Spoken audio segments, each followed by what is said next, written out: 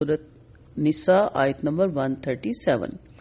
इन्नल्लज़ीना आमनू सुम्मा काफरू सुम्मा आमनू सुम्मा काफरू सुम्मा ज़दादू कुफ्रन लम यकुनिल्लाहु लियग़फ़िर लहुम वला लियहदियहुम सबीला। बेशक वो लोग जो ईमान लाए फिर उन्होंने कुफ्र किया, फिर ईमान लाए, फिर उन्होंने कुफ्र किया, फिर वो कुफ्र में बढ़ गए। अल्लाह कभी ऐसा नहीं है कि उन्हें बख्श दे और ना ये कि उन्हें किसी रास्ते की हदायत दे। इन्नल्लज़ीना आमनू सुम्मा काफरू, इन लोगों से मुराद मुनाफिकीन है जो मुसलमान तो हो गए थे मगर जब कोई फायदा देखते तो ईमान की तरफ बढ़ जाते और अगर कोई तकलीफ पहुंचती तो काफिर हो जाते। ये लोग मुशरिकीन औस और खिजरज में से थे और यहूद मदीना से भी थे। अब भी बेशुमार मुसलमानों का यही हाल है। फरमाया वमिनन नासी मन यअबुदुल्लाह अला हरफिन, सूरत हज में हम आयत नंबर 11 में पढ़ेंगे। और लोगों में से कोई वो है जो अल्लाह की इबादत एक किनारे पे करते हैं, फिर कुफर में बढ़ गए, यानी फिर वो कुफर पे कायम भी और इसी में मर गई, क्योंकि कुफर का यही वो दर्जा है जिसकी बख्शिश नहीं होती। लेकिन अगर कोई शख्स ताइब हो जाए और ईमान ले आए तो इसके तमाम गुनाह बख्श दिए जाते हैं। यहाँ बात इन लोगों के लिए हो रही है जिन्होंने ईमान कबूल किया, फिर उसे छोड़ दिया, फिर उसे कबूल कर लिया, फिर उसे छोड़कर गुमराही को कबूल कर लिया, फिर गुमराही में बढ़ते ही गए हत्ता कि कुफर की हालत में मर गए।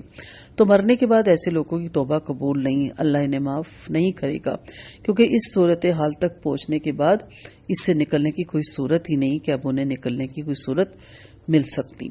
इन्हीं लोगों का जिक्र सूरत आल इमरान में 62 में भी हमने पढ़ा और आगे इंशाल्लाह सूरत मुनाफिकून में आयत नंबर 3 और सूरत निसा आयत नंबर 81 में भी किया गया है। तो आप दोबारा इन आयतों को पढ़ भी सकते हैं और जरूर पढ़ा करें, रिसर्च किया करें ताकि आपको पहचान हो।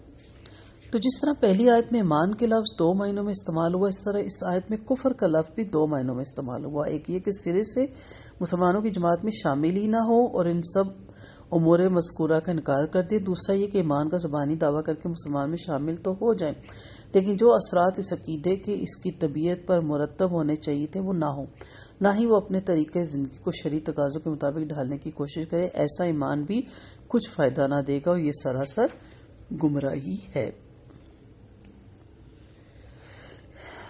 ईमान और कुफर की बार बार तब्दीली, इससे मुराद मुनाफिकीन और मुर्तदीन का ग्रोह है जो हर वक्त डवाडोल रहता है कि जिस तरफ पलड़ा भारी नजर आया उसमें शामिल हो गए। ऐसे लोग हवा का रुख देखते हैं, हालात का जायजा लेकर अपनी ख्वाहिश नफ्स के पैरोकार होते हैं और जितनी दफा भी हवा का रुख बदले उतनी दफा ही उनका ईमान और कुफर बदलता रहता है। ऐसे ईमान का चूंकि कुछ फायदा नहीं होता, लिहाजा इन पर कुफर ही की छाप मजबूत हो जाती है और कुफर में बढ़ते चले जाने का दूसरा मतलब ये है कि खुद तो काफिर है ही, दूसरों को भी काफिर बनाने के लिए और इस्लाम की राह रोकने के लिए हर मुमकिन कोशिश करते रहते हैं। ऐसे लोगों की राय रास्त पर आने की कोई सूरत बाकी नहीं रहती। अल्लाह ताला हमें सही ईमान वाला बनाए, कामिल मामिल ईमान वाला बनाए और अल्लाह हमें मुनाफिकत से बाहर निकाले और कौलो फेल के तजाद से अल्लाह ताला हमें महफूज रखे।